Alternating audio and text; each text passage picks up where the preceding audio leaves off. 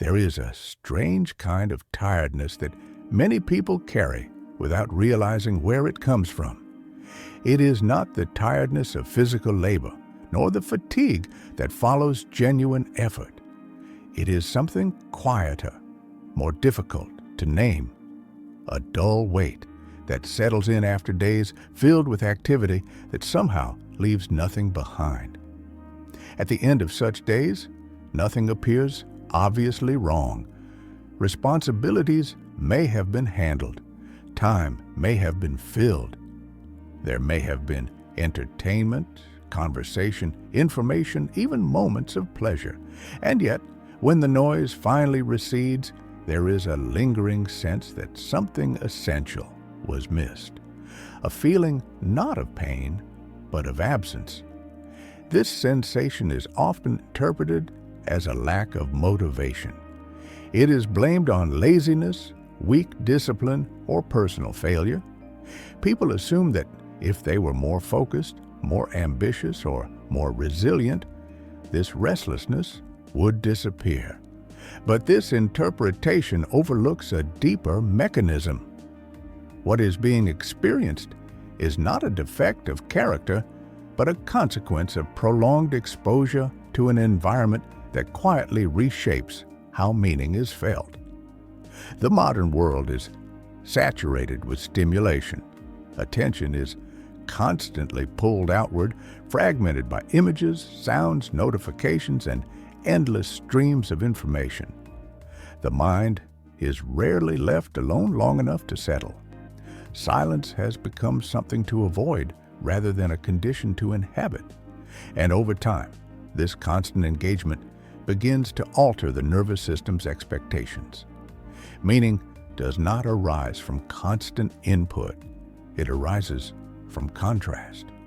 When everything is stimulating, nothing stands out.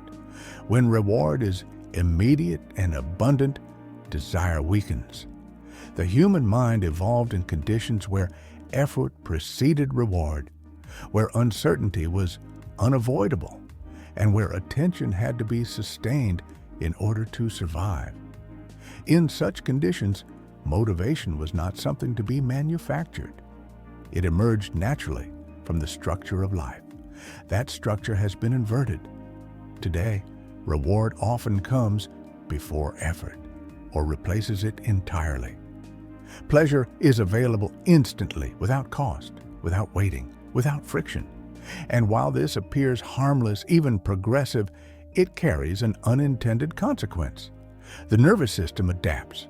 Its baseline shifts upward. What once felt engaging becomes neutral. What once felt challenging begins to feel intolerable. This adaptation does not happen consciously. It occurs gradually, through repetition. Each moment of effortless stimulation reinforces the expectation that effort is unnecessary. Over time, tasks that require patience, focus, or delayed gratification begin to register not as meaningful pursuits, but as threats to comfort. Resistance emerges not because the task is difficult, but because it offers less immediate reward than the alternatives. This is why so many people report knowing exactly what they should do, yet feeling unable to act. The knowledge is present. The intention exists. Goals may be clearly defined, but the internal signal that translates intention into movement has been dulled, not erased, but muffled beneath layers of stimulation that demand nothing and promise relief. One of the clearest signs of this condition is discomfort with stillness. Silence feels uneasy. Boredom becomes intolerable. The absence of input creates a subtle tension, an urge to escape. Devices are checked reflexively. Screens are activated without thought. Not because of a conscious desire to distract, but because the nervous system has learned to associate stillness with discomfort. This reaction is often misunderstood as a need for stimulation. In reality, it is a sign of dependency. When the mind has been conditioned to constant input, the absence of stimulation feels like deprivation. But deprivation, in this context, is not harmful. It is corrective. It signals that the baseline is beginning to lower. When stimulation is removed, even briefly, the mind begins to surface what has been suppressed. Thoughts that were postponed by noise return. Questions that were avoided regain urgency. Desires that were buried beneath constant engagement quietly make themselves known. This initial phase is uncomfortable, which is why it is so often interrupted. Discomfort is mistaken for danger, yet this discomfort is not a sign of breakdown. It is a sign of recalibration. As the baseline of stimulation lowers, sensitivity begins to return. Tasks that once felt overwhelming begin to feel manageable, not pleasurable, not exciting, but possible. And possibility is enough to restart movement. This is why periods of reduced stimulation are often described as transformative. Time spent away from constant input, environments stripped of digital noise, routines simplified by necessity. In these moments, people frequently report feeling clearer, more motivated, more connected to themselves. This is often interpreted as inspiration, as if something new has entered the mind. But nothing new has arrived. Something old has resurfaced. What returns is the capacity to feel subtle rewards again. The ability to experience satisfaction from effort itself rather than from its avoidance. This capacity is not fragile, but it is easily overwhelmed, and the modern environment is exceptionally effective at overwhelming it. The constant availability of distraction is not accidental. Attention has become a commodity. Systems are designed to capture and hold it, because attention translates directly into value. A mind that is calm, internally directed, and capable of sustained focus is difficult to monetize. A mind that is restless, fragmented, and externally oriented is extremely profitable. This creates a quiet tension. On one side is an individual seeking coherence, depth, and direction. On the other is an environment optimized to fragment attention and prolong engagement. Most people feel this tension without understanding its source. They sense that something is wrong, but cannot articulate why. As a result, they adapt. They normalize restlessness. They assume this state is simply what modern life feels like. But this state is not inevitable. It is not a natural outcome of adulthood or responsibility. It is the result of prolonged overstimulation. And overstimulation does not build capacity. It erodes it. The erosion happens slowly. There is no dramatic collapse, no single moment of failure. Instead, there is a gradual flattening of experience. Reading becomes harder. Thinking becomes shallower. Long-term goals feel abstract and distant. Immediate relief becomes the primary motivator. Life shifts from a sequence of deliberate actions to a chain of reactions. This shift is often invisible from the inside. It feels like tiredness, distraction, or mild dissatisfaction. From the outside, it appears normal, and because it is so common, it is rarely questioned. Understanding this dynamic is the first step toward regaining clarity, not by forcing change, but by recognizing that the struggle is not personal, it is structural, and structures, once seen clearly, can be altered. This recognition does not immediately restore motivation, but it removes confusion. It explains why comfort can coexist with emptiness, why abundance can feel hollow, why movement without direction leads to exhaustion rather than fulfillment. The mind has not failed, it has adapted, and adaptation, once understood, can be reversed. The adaptation of the mind to constant stimulation does not announce itself with urgency. It unfolds quietly, almost politely. There is no moment where the nervous system signals that it has reached a limit. Instead, it simply recalibrates, adjusting its expectations to match the environment it inhabits. What was once excessive becomes normal. What was once rewarding becomes insufficient. This recalibration alters how effort is perceived. Activities that require sustained attention, patience, or delayed gratification begin to feel disproportionately demanding, not because they are inherently difficult, but because they offer less immediate stimulation than the alternatives now readily available. The brain, having learned to expect intensity without effort, resists anything that disrupts this pattern. This resistance is often mistaken for a lack of discipline. But discipline does not fail in isolation. It fails when the conditions that support it are undermined. A system constantly fed high levels of stimulation loses its tolerance for subtle rewards. It becomes impatient, restless, and reactive. The problem is not the absence of willpower, but the erosion of capacity. Capacity is built through exposure to manageable discomfort. It grows when the nervous system learns that effort does not lead to harm. But when discomfort is consistently avoided, capacity diminishes. The threshold for tolerance lowers. Even minor challenges begin to feel overwhelming. This creates a feedback loop where avoidance reinforces weakness, and weakness justifies further avoidance. The modern environment accelerates this loop. Discomfort can be escaped instantly. Silence can be filled without delay. Boredom can be anesthetized within seconds.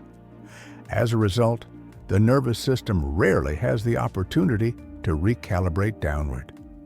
It remains locked in a state of elevated expectation, constantly seeking stimulation to maintain equilibrium. This elevated baseline distorts perception. Work feels heavier than it is. Stillness feels threatening. Effort feels punitive. The mind begins to associate engagement with strain and disengagement with relief. Over time, this association becomes automatic. Choices are no longer evaluated consciously. They are made reflexively, guided by the avoidance of discomfort rather than the pursuit of meaning. This is why beginning the day with stimulation is so destabilizing. When the nervous system is flooded with input immediately upon waking, the baseline spikes before any effort has been made.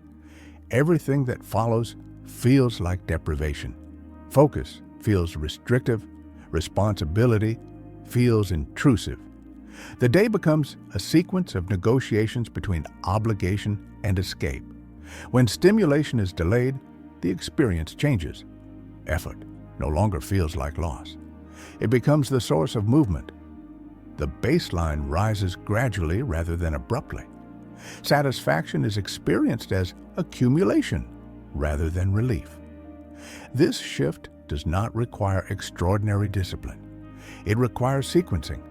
Sequencing is rarely discussed, yet it is fundamental. The order in which actions occur determines how they are perceived. Effort followed by reward strengthens capacity. Reward followed by effort weakens it. This principle operates mechanically, independent of intention or belief. When ignored, motivation erodes. When respected, it stabilizes. The tragedy is that most people attempt to solve the resulting motivational collapse through force. They impose rigid schedules, harsh rules, and self-punishment. These measures may produce short bursts of compliance, but they rarely restore sensitivity. The nervous system does not respond to coercion with openness. It responds with resistance. True recalibration requires environmental change. Reducing unnecessary stimulation is not deprivation. It is restoration. Creating periods of deliberate quiet is not avoidance. It is repair. These adjustments allow the nervous system to lower its baseline naturally without conflict. As the baseline lowers, subtle rewards regain their potency. Progress becomes noticeable again. Effort begins to feel proportional rather than excessive. The mind stops fighting itself. Focus emerges not as a forced state, but as a byproduct of reduced interference. This is often misinterpreted as newfound motivation. In reality, motivation was never absent. It was simply buried beneath layers of noise. When the noise recedes, motivation does not need to be summoned. It reveals itself. This process is gradual. The nervous system resists change, particularly when it has adapted to constant stimulation. Initial attempts to reduce input may increase discomfort. Restlessness intensifies. The urge to escape grows stronger. This is not regression, it is withdrawal. And like all withdrawals, it passes if endured. As withdrawal subsides, a different quality of attention emerges. Thoughts become less fragmented, time feels less compressed. The mind regains its ability to remain with a single task without constant redirection. This state is not euphoric. It is grounded, and grounded states are sustainable. Sustainability is the missing element in most attempts at change. People chase intensity, mistaking it for progress. They seek dramatic transformations rather than stable alignment. But intensity burns quickly. Alignment endures. Alignment occurs when actions support the nervous system rather than overwhelm it. When effort is introduced gradually. When stimulation is chosen deliberately. When silence is allowed to exist without immediate interruption. These conditions restore agency. Agency is often misunderstood as control. In reality, it is responsiveness, the ability to choose rather than react, to engage rather than escape, to move forward without coercion. This ability cannot be forced into existence. It emerges when interference is reduced. The modern world does not encourage this emergence. It thrives on fragmentation, on constant engagement, on the absence of pause. And because this structure is so pervasive, it is rarely questioned. Restlessness becomes normalized. Exhaustion becomes expected. Depth becomes rare, yet depth is not lost. It is merely obscured. Beneath the layers of stimulation, beneath the habits of avoidance, the mind retains its capacity for meaning. It waits for conditions that allow it to surface. Recognizing this changes the nature of the struggle. The problem is no longer framed as personal inadequacy. It is understood as systemic misalignment.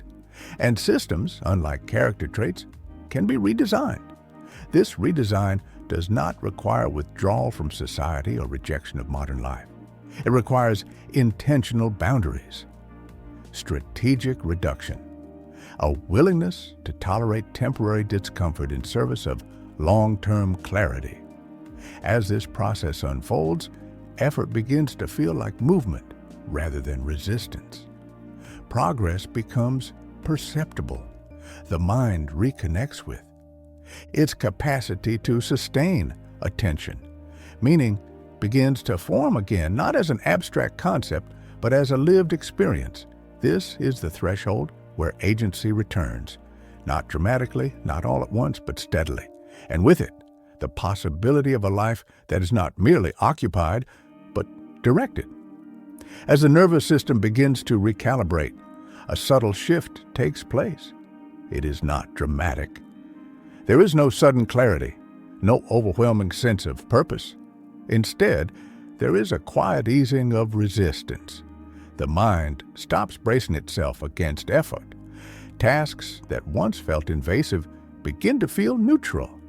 Neutrality, in this context, is progress. This neutrality allows engagement to reappear without force. Attention no longer needs to be dragged toward a task. It settles naturally when interference is reduced, and this is often misinterpreted as renewed discipline, but discipline has little to do with it. What is returning is capacity, the ability to remain with something long enough for it to unfold. Capacity is built slowly. It grows through repetition, through tolerating mild discomfort without immediate escape. Each moment of sustained engagement reinforces the nervous system's confidence that effort does not lead to harm. Over time, this confidence accumulates. What was once threatening becomes familiar. What was once avoided becomes approachable. This is the stage where many people expect a surge of enthusiasm. When it does not arrive, they assume something is still wrong. But enthusiasm is not the goal. Stability is. Stability allows momentum to form, and momentum, once established, does not rely on emotional spikes to continue. The mistake most people make is confusing intensity with progress. Intensity feels powerful, but it is fragile. It depends on novelty, emotion, and ideal conditions. Stability feels understated, but it endures. It does not require excitement. It requires consistency. As stability develops, the perception of time begins to change. Days feel less compressed. Hours regain texture. Activities leave an imprint rather than dissolving into blur. This change is subtle, but it is one of the most reliable indicators that recalibration is taking place. With this shift comes a renewed sense of agency. Agency does not mean control over every outcome. It means the ability to choose actions deliberately rather than reacting reflexively. It is the difference between moving towards something and merely moving away from discomfort. This distinction is critical. A life organized around avoidance will always feel constrained, regardless of how much freedom it appears to offer. Avoidance narrows possibility. It limits direction. It creates the illusion of choice while quietly removing its substance. A life organized around deliberate engagement feels different. It may involve effort, uncertainty, and discomfort, but it also carries a sense of alignment. Actions feel connected to outcomes. Choices feel meaningful. Time feels invested rather than spent. This does not mean that every action becomes significant or every moment purposeful. It means that life regains coherence.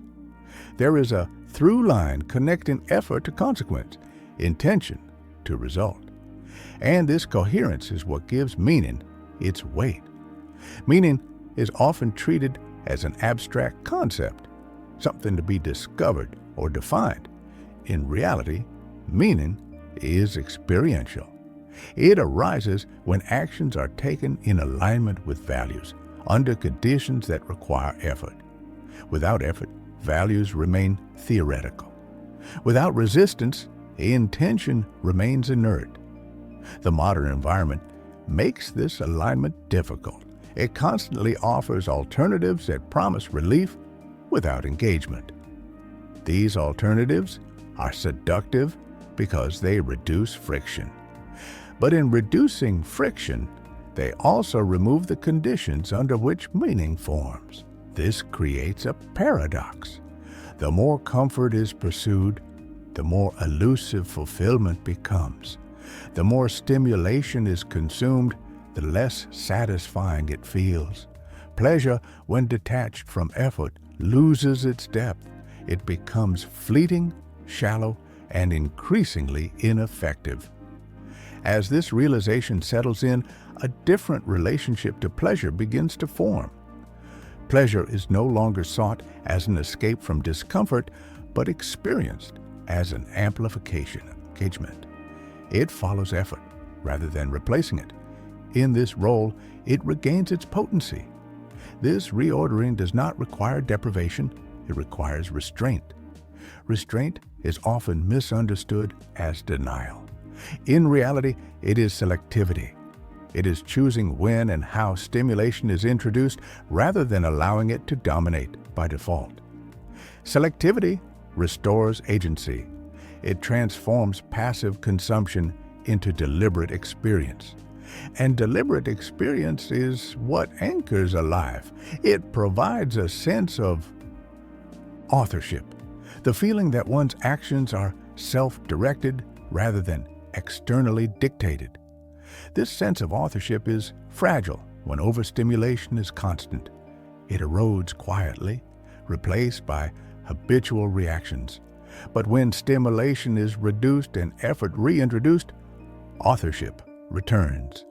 Decisions feel intentional again. Behavior feels owned rather than compelled. This ownership is not absolute. There will still be days of distraction, moments of avoidance, periods of stagnation. The difference is that these moments are no longer defining. They are interruptions rather than the dominant pattern. Patterns are what shape lives, not isolated actions, but repeated sequences. When the pattern is stimulation followed by avoidance, life contracts. When the pattern is effort followed by reward, life expands. Expansion does not mean constant growth or achievement. It means increasing capacity. The capacity to focus, to tolerate uncertainty, to engage deeply, to sustain effort over time. These capacities are what allow meaningful pursuits to take root. Without them, even the most compelling goals remain abstract. They are admired from a distance, but never inhabited. With them, even modest aims acquire significance. They become lived rather than imagined. This shift is often accompanied by a change in self-perception. The internal narrative softens. Harsh judgments lose their grip. The constant questioning of adequacy gives way to curiosity. Instead of asking why progress feels difficult, the focus turns to what conditions make progress possible. This reframing is powerful. It removes the moral weight from struggle. Difficulty is no longer interpreted as failure. It is seen as information, feedback about alignment, capacity, and environment. This perspective allows adjustment rather than self-criticism. When resistance appears, it is examined rather than condemned. When avoidance arises, it is contextualized rather than dramatized. This approach supports learning rather than paralysis. Over time, this creates resilience, not the kind built through adversity alone, but the kind built through understanding. A resilience that does not rely on force, but on insight. It is quieter, less visible, but far more durable. The modern world rarely rewards this form of resilience. It celebrates speed, intensity, and visibility. But resilience built on understanding does not need validation. It functions regardless of recognition. It sustains engagement, even when external rewards fluctuate. This is the foundation of a directed life, not one free of distraction or comfort, but one governed by intention rather than impulse. Not rigid, but coherent. Not ascetic, but ordered. Order in this sense is not imposed from outside. It emerges from alignment between action and capacity. It reflects an understanding of how the nervous system responds to stimulation and effort. It respects limits without being defined by them. As this order takes shape, the experience of effort changes again. It no longer feels like resistance to be overcome. It feels like participation, like involvement in something that unfolds over time. This involvement is what many people describe when they speak of fulfillment. Not happiness, not pleasure, but engagement. The feeling of being present within one's actions. of inhabiting time rather than passing through it. Engagement cannot be forced. It cannot be manufactured through motivation alone. It requires conditions that allow attention to settle, effort to accumulate, and reward to follow meaningfully. These conditions are increasingly rare, but they are not inaccessible. They begin with awareness, with recognizing that constant stimulation reshapes perception, that avoidance erodes capacity, that silence is not emptiness, but space. Space is where direction forms.